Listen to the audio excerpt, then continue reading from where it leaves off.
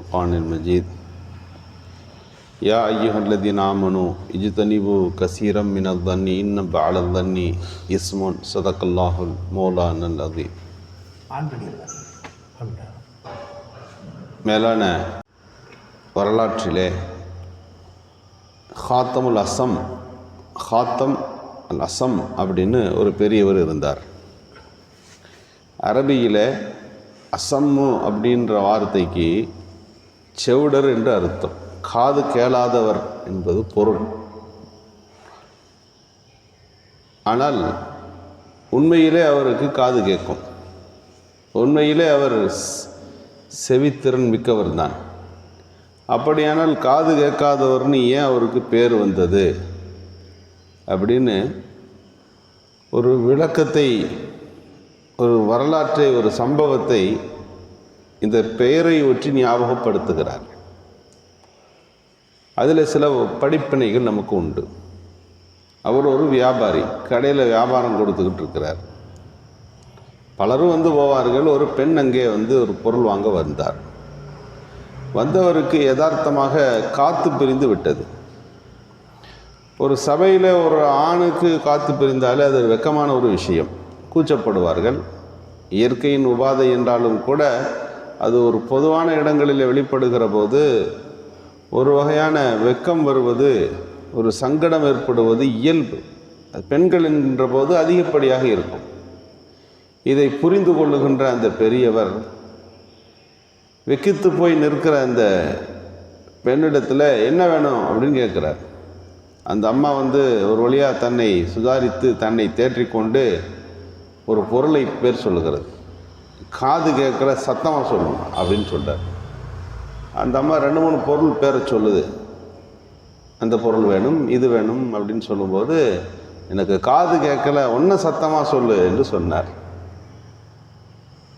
அந்த அம்மாவுக்கு அப்போ தான் புரியுது, இவருக்கு காது கேட்காது, அப்போ ஒன்றும் பிரச்சனை இல்லை, நம் குறை தான் அவருக்கு தெரிய வாய்ப்பில்லை என்று அந்த அம்மா தன்னை தேற்றி கொள்ளுகிறது.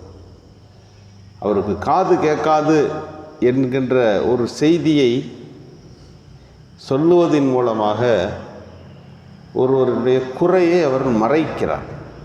ஒருவருக்கு ஏற்பட்டிருக்கக்கூடிய மன சங்கடத்தை போக்க முற்படுகிறார். இதுதான் இங்கே முக்கியமானது, ஒரு மையப்புள்ளியாக இருக்கிறது. அப்படியே அவர் வாழ்ந்தார், காது கேளாதவராகவே வாழ்ந்தார். அந்த ஒரு செய்திக்காக வேண்டிய தன் வாழ்நாளில் அவர் காது கேளாதவராகவே வாழ்ந்ததாலே ஹாத்தம் அசம்மு, அவர் காது கேளாதவர்னு அவருக்கு பெயராய் போனது. இங்கே நாம் புரிந்து கொள்ளுகின்ற செய்தி, பிறரின் குறைகளை தேடி கண்டுபிடித்து பரப்புவது ஒரு ரகம். குறைகள் தென்பட்டாலே அதை பார்க்காததை போல அதிலிருந்து கடந்து போய் விடுவது, மறைக்க நினைப்பது, இது இன்னொரு வகை. இந்த இரண்டில் அல்லாஹ்விற்கு பிடித்தமானது எது என்று சொன்னால், மார்க்கத்திற்கு தோதுவானது எது என்று சொன்னால், குறைகளை கண்டு மறைக்க வேண்டும்.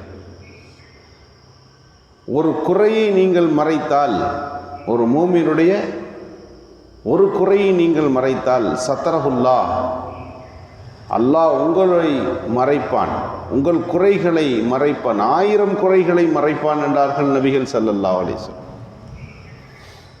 இங்கே நம்ம என்னென்ன, நம்மை பற்றிய சிந்தனை நமக்கு வேண்டும், நம்முடைய வணக்கம் பற்றிய, நம்முடைய நியாயங்கள் பற்றிய, நம்முடைய நீதிகள் பற்றிய சிந்தனை தான் ஒவ்வொருக்கு இருக்கணும். நம்ம சரியாக இருக்கிறோமான்னு யோசிக்கணும். இன்னைக்கு நம்ம சரி என்பதை தாண்டி பிறர் சரியாக இருக்கிறார்களா என்பதை மட்டுமே பார்த்து பழகி இருக்கிறோம். இஸ்தஃப்தி கல்பக், முதல்ல உன்னை பற்றிய யோசனைகளை, உன்னை பற்றிய ஃபத்வாக்களை நீ தேடு. நீ யார் என்பதை முதலில் உனக்கு நீ சரிப்படுத்து. சஹாபிகள் அப்படித்தான் இருந்தார்கள். ஒவ்வொருவரும் கேட்பாங்க, நம்மள்ட்ட ஏதாவது மிஸ்டேக் இருக்கா, உங்கள் பார்வையில் என்னன்னு சொல்லுங்கள் என்று கேட்பார்கள். நீங்கள் கரெக்டாக தான் இருக்கிறீங்க, ஆனால் என்ன ட்ரெஸ்ஸு தான் கொஞ்சம் காலையில் ஒரு ட்ரெஸ்ஸு, சாயந்தரம் ஒரு ட்ரெஸ்ஸுன்னு மாற்றி மாற்றி போடுறீங்க. இது முனாஃபிக்கீன்களுக்கு தான் இந்த அடையாளம் இருக்கும். அவங்க தான் இந்த மாதிரி பண்ணிகிட்டு இருந்தாங்க.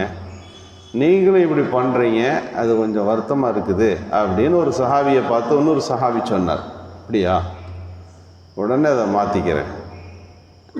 தன்னுடைய பாவனைகளை, நடை உடைகளை அவர் மாற்றுகிறார். இன்னொரு சஹாபி ரலியல்லாஹு கேட்டாங்க, ஏதாவது நம்மள்கிட்ட பிரச்சனை இருந்தால் சொல்லுங்களேன். அவர் சொன்னாங்க, உண்மைதான், நான் சொல்லணும்னு ஆசைப்பட்டேன், நீங்கள் கேட்குறீங்க, அதெல்லாம் சொல்கிறது ஒன்றும் தப்பு இல்லை. ரசூலுல்லாஹ் காலத்தில் ஒரு சாப்பாடு, ஒரு ரொட்டி இருக்கும், அதை சாப்பிடுவாங்க, அப்படி தான் பார்த்துருக்கு. உங்கள் தட்டை அன்னைக்கு பார்த்தேன், ஒரு உணவு தட்டில் பல வகையான உணவு இருக்குதே, 2-3 உணவு வச்சு நீங்கள் சாப்பிட்றீங்க. 2-3 உணவுகளை ஒரு தட்டில் ஒன்று சேர்த்து ரசூலுல்லாஹ்வை நான் சாப்பிட்டு பார்த்ததில்லை.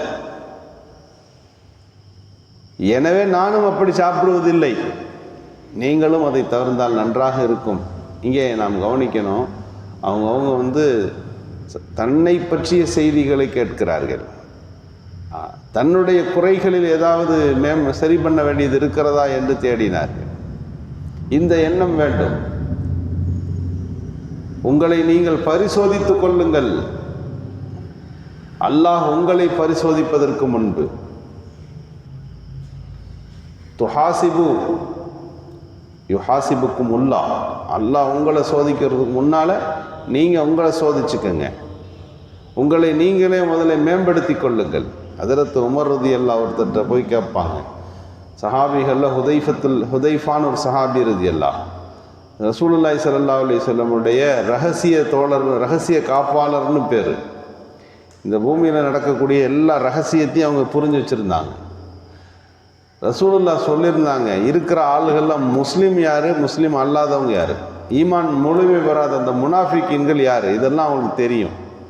உமர் ரலியல்லாஹு ஒரு தடவை அவங்கள கூப்பிட்டு, ஹுதைஃபா அவர்களே, அந்த முனாஃபிக்கீன்கள்னு சொல்கிறாங்க இல்லையா, அந்த அடையாளங்கள் அதெல்லாம் பற்றி சொல்லுங்க என்று கேட்பார்கள். என்னிடத்தில் அந்த அடையாளங்கள் இருக்கிறதா என்று கேட்பார்களாம். தொழுகை நடத்துகிற போது ஹுதைஃபா ரலியல்லாஹு இருந்தால் தான் அந்த ஜனாசாவை உமர் ரலியல்லாஹு தொழுகை நடத்துவார்கள். இல்லை என்று சொன்னால் அவர்கள் தொழுகை நடத்த மாட்டார்கள். இவ்வளவு பெரிய உமர் ரலியல்லாஹு அவர்களே தன்னை பற்றிய ஒரு சூழல், தன்னுடைய நிகழ்வுகள் குறித்துள்ள சிந்தனை, இது ஒரு மூமினுக்கு மிக மிக முக்கியம். இஜ்தனிபு கசீரம் மினல் லன், அதிகமான எண்ணங்களிலிருந்து முதலில் நீங்கள் தவிர்த்து கொள்ளுங்கள். இன்ன பாலம் தண்ணி இஸ்முன், சில தவறான எண்ணங்கள் இருக்கிறதே, பிறர் பற்றிய எண்ணங்களே தவறு. நம்ம மனசு இருக்கு, நம்ம நினைக்கிறோம், அதல்ல. இன்ன பாலம் தண்ணி இஸ்முன், நீங்கள் நினைக்கிறதுல சிலது பாவமாக போயிடும். அது நம்மை பற்றியது கொள்ள அல்லத, நாம் அதற்குரியவர்களாக நாம் இல்லை. நபிகள் ஸல்லல்லாஹு அலைஹி வஸல்லம் அவர்கள் சொல்வார்கள், ஒரு தவறை கேட்ட உடனே முதல்ல நல்ல எண்ணம் கொள்ளணுமா. லன்னூபில் மூமினீன ஹைரா, அவர் அப்படிலாம் கிடையாதுங்க, நீங்கள் நினைக்கிற மாதிரில ஏதோ நினச்சி சொல்கிறீங்க, அவர் நம்ம சிறந்தவர் தான் என்று முதலிலே பேச வேண்டுமா.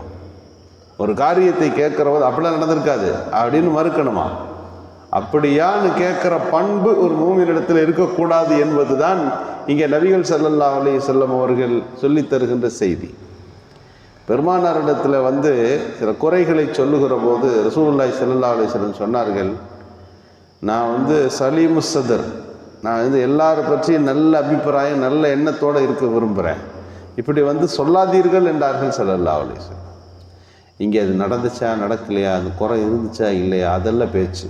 அதை தாண்டியது, அதை தாண்டி ஒரு மூமினுடைய மனம் எப்படி இருக்க வேண்டும். முதல்ல சொர்க்கத்துக்குள்ளே போகிறதப்போ அல்லாஹு சுப்ஹானஹு வ தஆலா முதல்ல அவனை எடுக்கிறான்.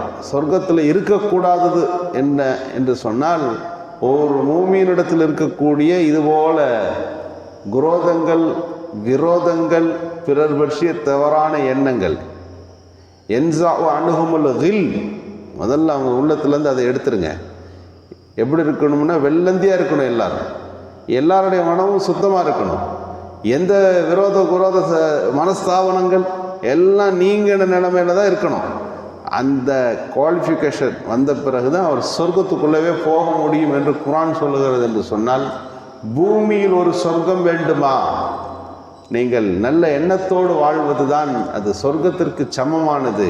உங்கள் வாழ்க்கை ஒரு சொர்க்ககரமாக இருக்க வேண்டுமா, ஒரு சுவனவாதியின் வாழ்க்கையாக இருக்க வேண்டுமா, நீங்கள் பிறர் மீது நல்லெண்ணம் கொள்ளுங்கள் என்று திருக்குர்ஆன் அழைப்பு விடுக்கிறது.